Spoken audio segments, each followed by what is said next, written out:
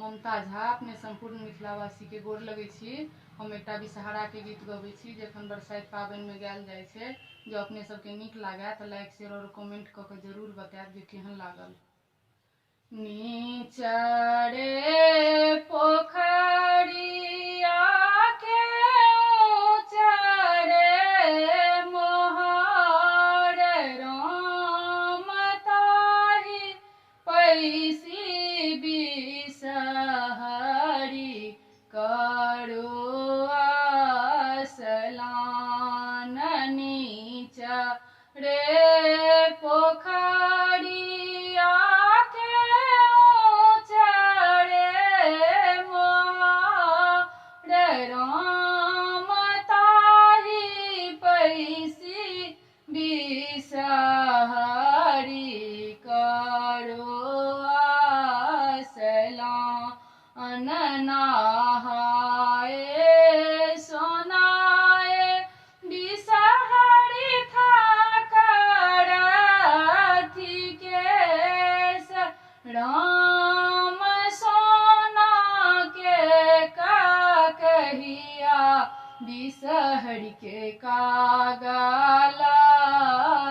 गेल।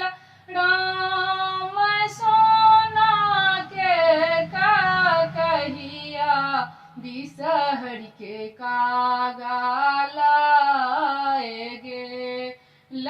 कानैते खिजैते बिसहरिया गुठार राम सोना के का कहिया मोरा कागलाए गेल। राम सोना के का कहिया मोरा कागलाए गेल।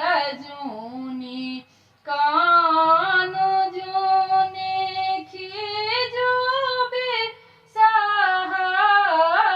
माई राम बिसहरी माई राम सोना के का कहिया हम देव बनबाई।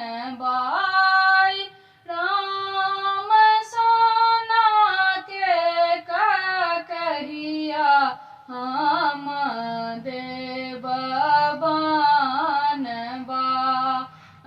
फल